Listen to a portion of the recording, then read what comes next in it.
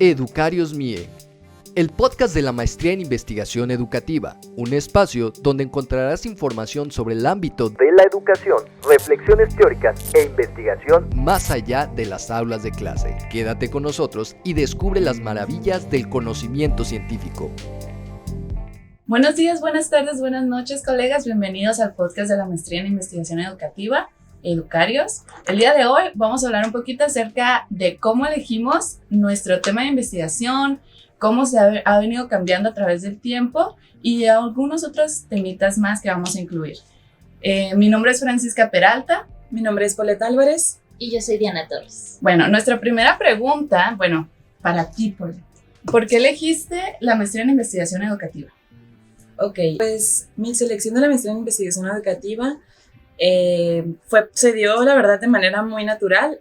Yo quería estudiar acerca de la gestión educativa y esos temas relacionados con la política educativa como tal.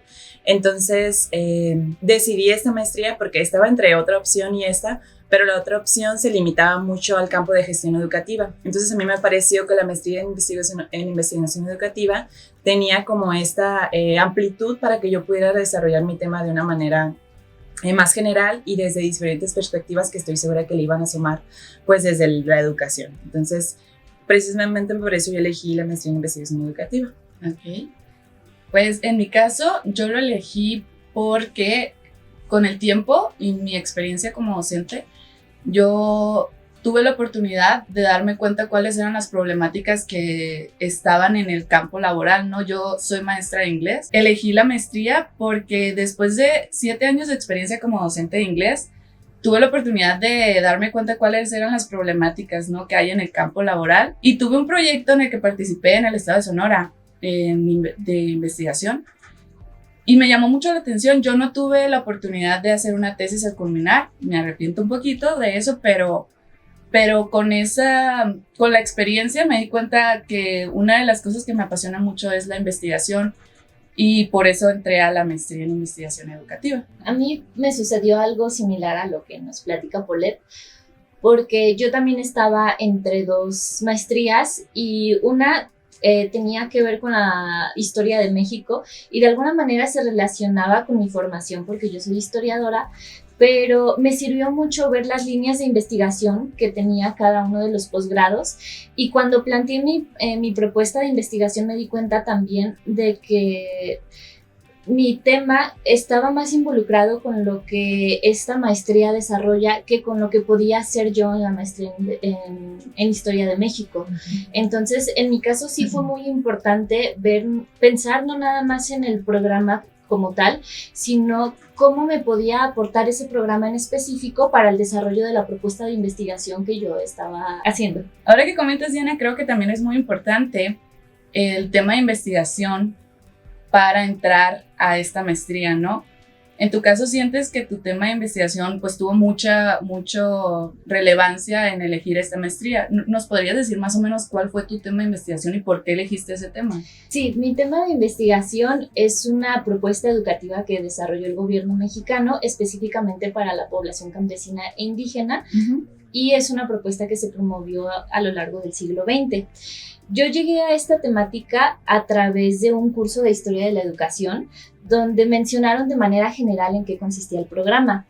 Y me dio curiosidad como adentrarme más en ese programa educativo y me di cuenta que muchas de las investigaciones abordaban ese programa educativo, pero más desde los reglamentos, desde las políticas, y no se enfocaban tanto en ver cómo se desarrolló en la práctica cotidiana, y es lo que yo quería saber, sobre todo en el entendido de que puede haber una diferencia muy grande entre lo que proponen las políticas educativas y lo que sucede en la realidad.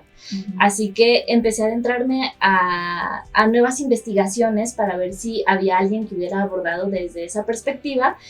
Y me di cuenta que sí había también esa línea de investigación. Yo creo que algo que nos une mucho es la curiosidad, ¿no? Querer saber, pues, de acerca del porqué de algún fenómeno y encontrar un área, así como tú dices, de que tú te diste cuenta que había un área no explorada en la cual quería saber el por qué. yo creo que es lo que nos define a todos en la maestría en investigación, por qué pasa cierta fenómeno, ¿no? O cómo podemos darle la explicación a cierto tema. En tu caso, Paulette, ¿cuál es tu tema de investigación y por qué lo elegiste? Sí, nomás quería decir a lo último que comentaste, que siento que precisamente por eso en los temas como muy generales, que ya están como muy explorados y muy investigados, lo que sucede es que en realidad pues siempre va a haber como una rendija por donde entrar, siempre va a haber como una perspectiva que a lo mejor el investigador que realizó el último trabajo acerca de ese tema pues no alcanzó a ver o lo dejó como que al final como conclusiones de que se puede investigar acerca de esto. Entonces eso también es una manera de nosotros poder decir a que sea a lo mejor un tema que ya está estudiado, siempre podemos nosotros como investigadores pues encontrar como la rendija por donde entrar y pues poder estudiar y darle seguimiento a ese tema.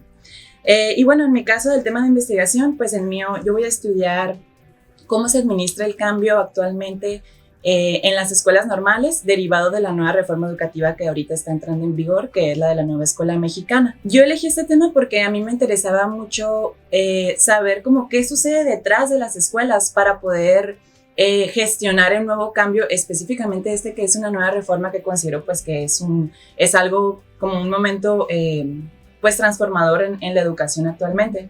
Entonces a mí me interesaba estudiar como la teoría organizacional que hay detrás de todo cambio educativo. Entonces ya hablando de, no sé, de gestión de recursos, gestión de materiales, capacitación docente, todo eso me interesaba. Entonces por eso yo elegí ese tema, me dio mucha curiosidad y me pareció un momento muy pertinente para abordarlo actualmente.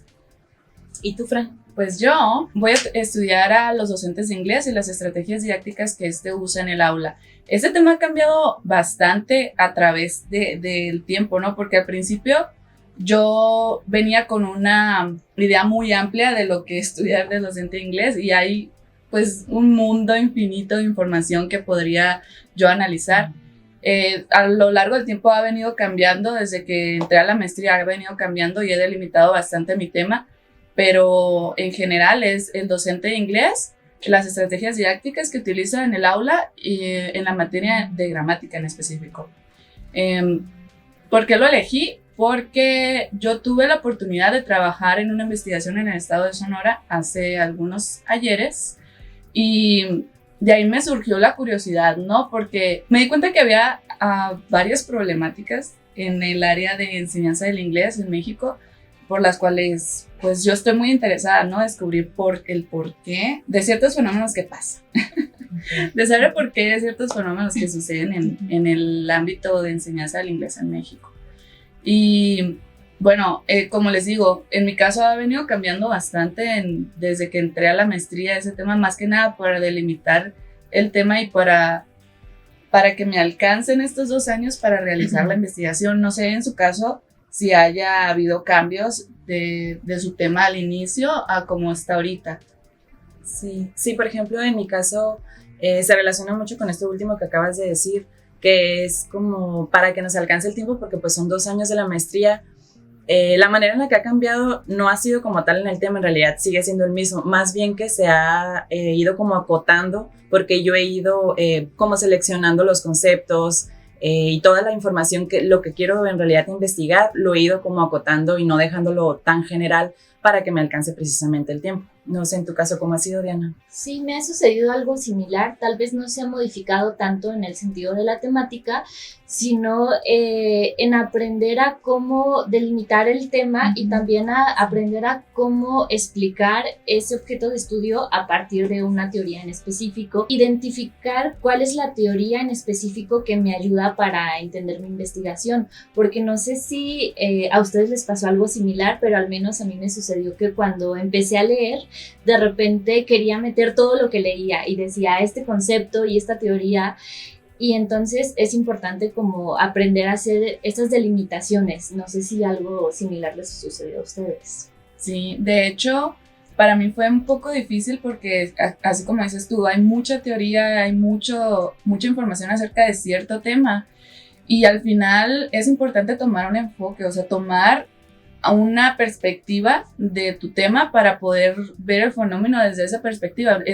Es muy difícil tratar de ver un fenómeno desde todas las perspectivas, de que está bien, o sea, pero tú tienes que decidir desde qué perspectiva la ves tú, porque va a haber siempre explicaciones diferentes para el mismo fenómeno, pero tienes que decidir tú desde dónde lo veo yo y qué es lo que yo creo, qué es lo que yo pienso para poder desde ahí darle un enfoque a tu investigación.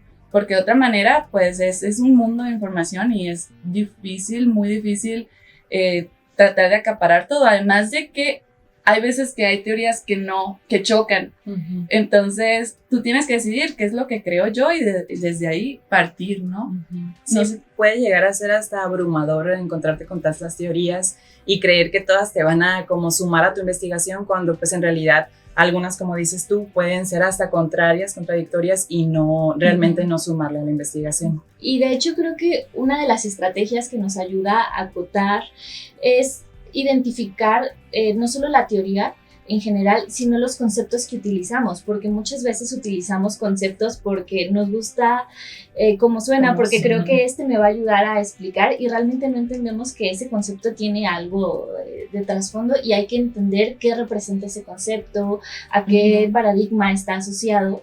Y eso es importante también, porque a veces eso es lo que nos hace introducir muchos conceptos sin saber realmente si nos son útiles o no. Ajá, o si van uno con el otro, ¿no? Porque hay conceptos, como tú dices, que son de diferentes paradigmas completamente, con una visión completamente distinta y pues no hacen no hacen ese match, ¿no? Que debería de hacer para que fluya, ¿no? Esa investigación. Sí, y yo creo que uno de los beneficios precisamente de esta maestría es que se nos permite eso, como pues la mayoría de nosotros tenemos temas cualitativos, con enfoque cualitativo, se permite mucho como este diseño flexible que nos da la posibilidad de nosotros pues ir modificando y no, por ejemplo aquí en nuestra experiencia lo que llevamos hasta el momento de nuestros estudios no ha sido como que recurrir a manuales clásicos de investigación donde todo es así como por pasos y por puntos, sino que más bien ha sido un diseño muy flexible donde nuestros maestros nos han dado como la oportunidad de ir modificando e irnos dando cuenta que nuestro proceso pues no es lineal, sino que tiene como un ir y venir de la teoría a la metodología y cómo va cambiando, ¿no? Y evolucionando el tema.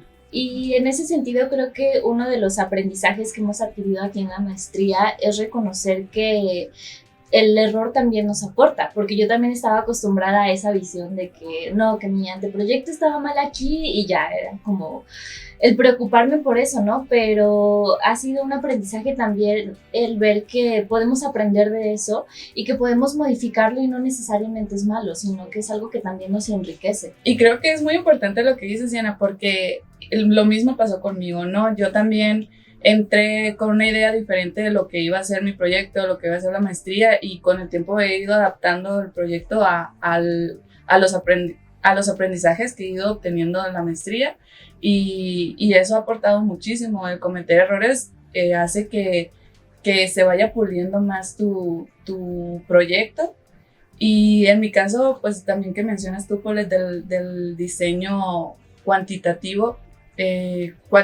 perdón. Yo también no tenía una idea muy clara de cómo iba yo a abordar mi tema y con el tiempo, como tú dices, cometiendo errores y adentrándome en el tema, fui desarrollando mi metodología también, ¿no? Y es muy importante eso, ¿no? Aprender que sobre la marcha también vas a ir abonando, vas a ir aprendiendo, vas a ir puliendo tu proyecto y no querer que desde el principio sea perfecto, porque no es así, ¿no? Es con los conocimientos que tú sabes en el momento a desarrollar ese proyecto que tú tienes en mente y ya estando aquí en la maestría ya vas a poder pulirlo y ya vas a poder mejorarlo para que sea lo que, pues, que aporte algo positivo, ¿no? A la sociedad. Bueno, y ya para cerrar, precisamente lo último que mencionas, me recuerda mucho a una frase que lo leí en un texto que leímos en el primer semestre de la maestría, que es de Nora Mendizábal, que habla sobre el diseño flexible en la investigación cualitativa, y la frase dice así: algunos autores han equiparado la flexibilidad en la investigación de forma poética a la actitud de una persona frente a una puesta de sol que se rinde ante su belleza y capta lo que se le va presentando. Y bueno, creo que con esta frase podemos darle cierre a este podcast. Muchísimas gracias por habernos escuchado. Y si les gustó este video, no se olviden seguirnos en redes sociales, darle like, comentar aquí si hay alguna otra temática que les gustaría que abordemos. Nos vemos en el siguiente episodio, colegas.